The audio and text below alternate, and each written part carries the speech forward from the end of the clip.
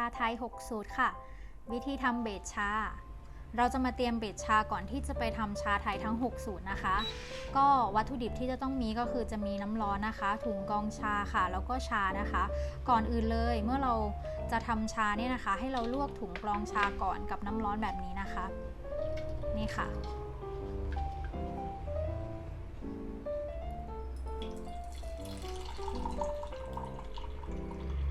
ลวกด้วยน้ำร้อนนะคะเพราะว่าเวลาที่เราตักถุงกรองชาไว้เนี่ยมันอาจจะมีกลิ่นมีอะไรมาปนเปื้อนนะคะก็ให้ลวกก่อนเราจะใช้ชาตรามีฉลากสีแดงตัวนี้นะคะ100 กรัมค่ะ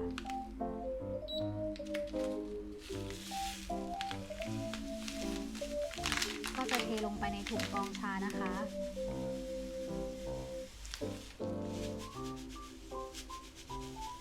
เทลงไปเลย100 กรัมค่ะ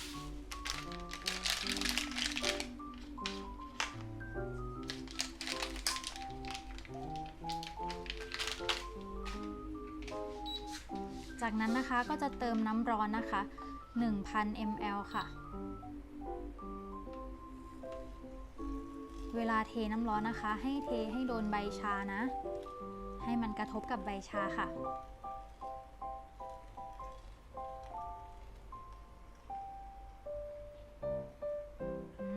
สีของชาก็จะเริ่มออกมาแบบนี้เลยค่ะสีส้ม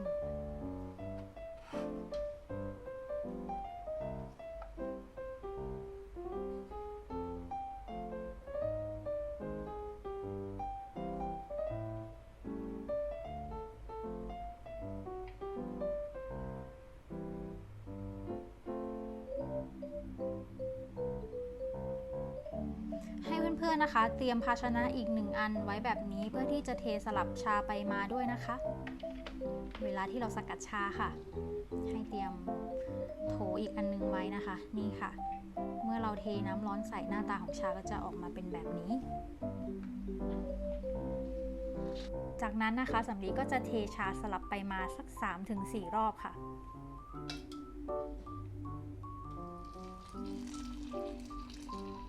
เพื่อเป็นการช่วยการสกัดของชานั่นเอง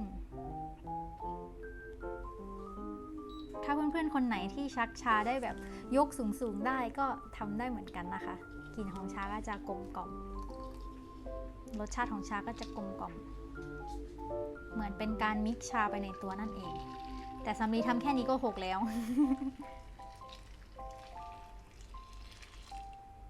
นี่ค่ะชาก็จะออกเป็นสีแบบส้มๆแบบนี้เลยนี่สวยไหมคะ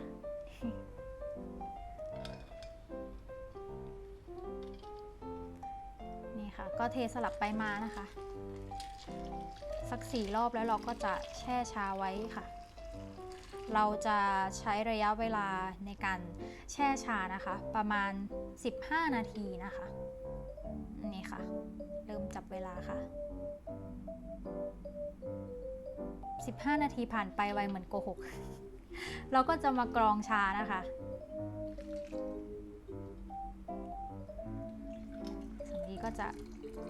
กรองเอาน้ำชามาไว้อีกโถหนึ่งนะคะ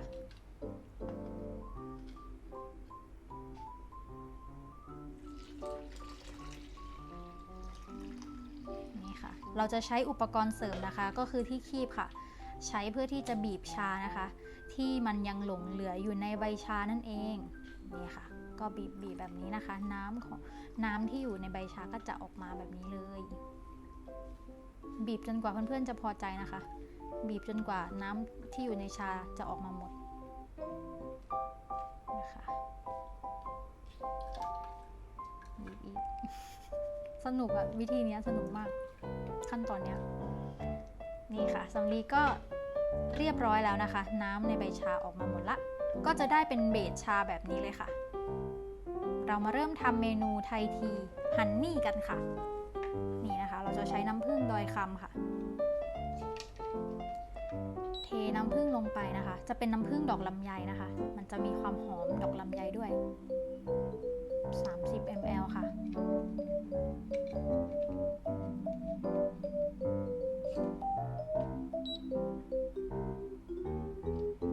จากนั้น นั้นนะคะก็จะเทน้ำชาค่ะลงไป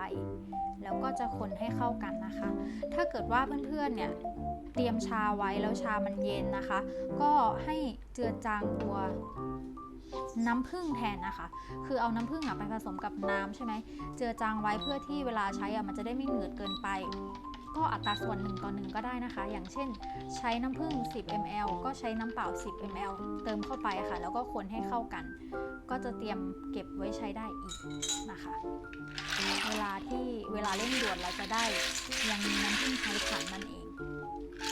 จากนั้นนะคะเมื่อคนเสร็จเรียบร้อยแล้วเนี่ยก็จะเติมน้ำแข็งค่ะ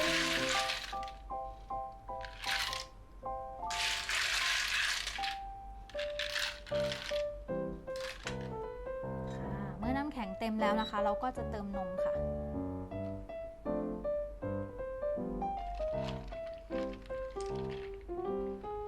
เติมนมด้านบนนะคะ120 ml ค่ะก็จะได้แล้วค่ะไทยทีฮันนี่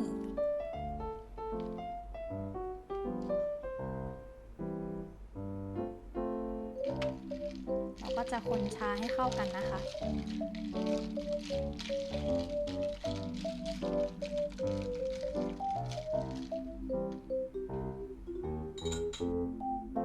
ต่อมาค่ะไทยทีวานิลานะคะก็จะเอาแก้ว16 ออนซ์ค่ะ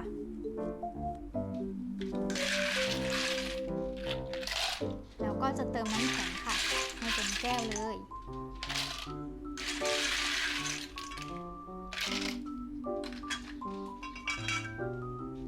จากนั้นนะคะเราก็จะใช้วานิลาไซรัปค่ะใช้ของโมแนงนะคะเพราะว่ามันหอมดีปริมาณ30 ml ค่ะความหวานเนี่ยเพื่อนๆสามารถปรับเพิ่มรสได้นะคะถ้าเกิดว่าไม่ชอบหวานมากก็ปรับลดได้แต่ถ้าชอบหวานก็ปรับเพิ่มได้นะคะแต่ในสูตรเนี่ยสำลีจะใช้30ค่ะ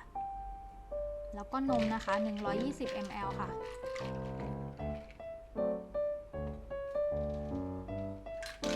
จะเติมน้ำแข็งเพิ่มอีกนิดนึง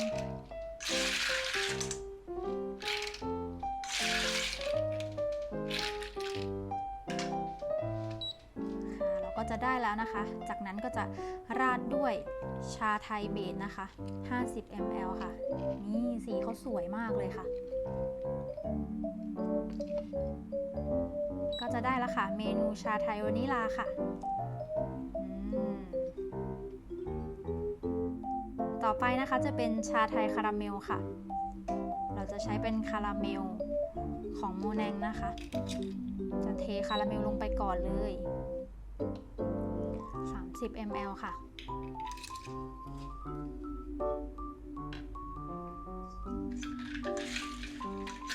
จากนั้นนะคะเราก็จะเติมน้ำแข็งค่ะ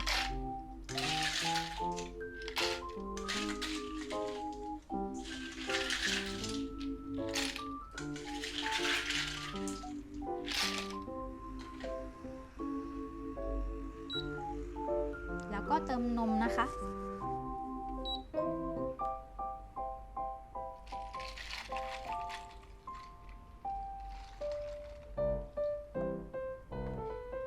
120 ml ค่ะ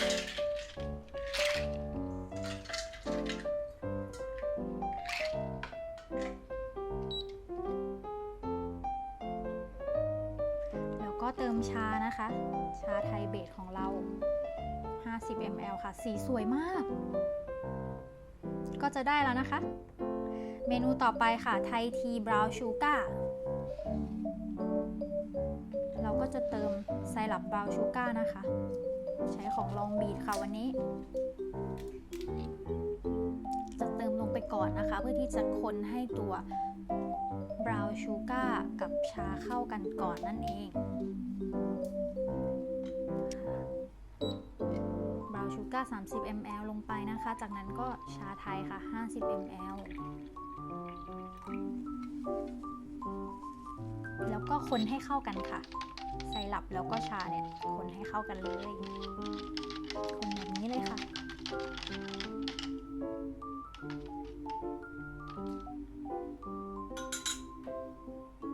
จากนั้นนะคะเราก็จะเติมน้ำแข็งให้เต็มแก้วค่ะน้ำแข็งมันก้อนใหญ่ขึ้น แข็งมาค่ะ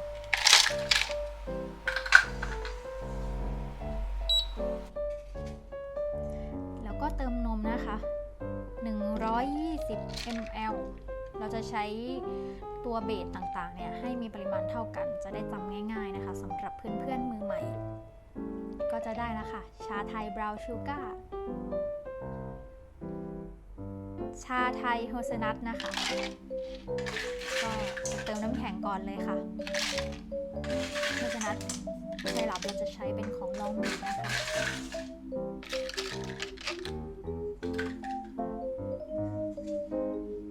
เมื่อเติมน้ำแข็งเต็มแก้วแล้วเราก็จะเทนมนะคะ120 ml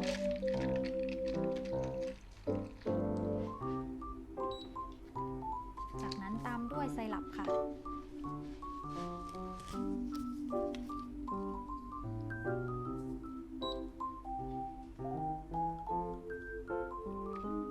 30 ml ค่ะ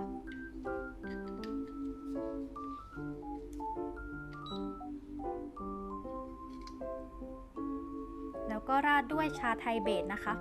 50 ml ค่ะ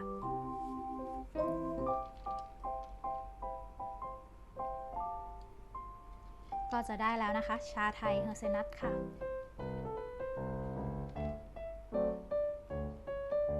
ต่อไปค่ะชาไทยค่ะสูตรไทยเลยค่ะเราก็จะ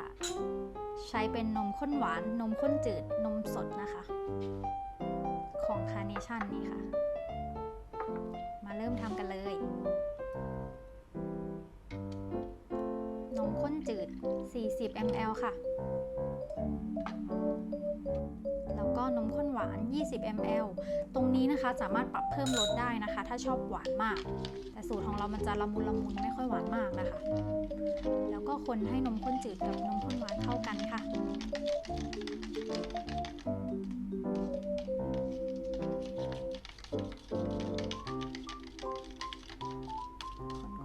คนให้เข้ากันค่ะ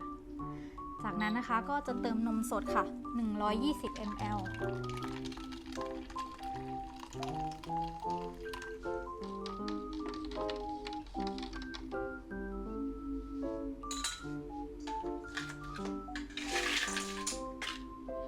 เติมน้ำแข็งค่ะ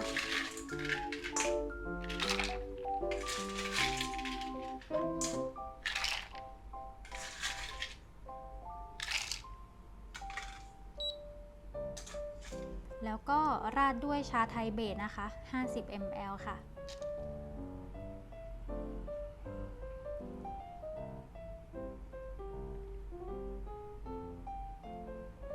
ก็จะได้แล้วนะคะเมนูชาไทยสูตรไทยๆค่ะ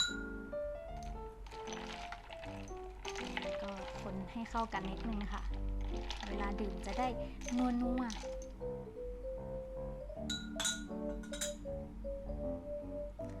และนี่นะคะก็เป็นไซรัปที่เราเลือกมาใช้ในวันนี้ค่ะ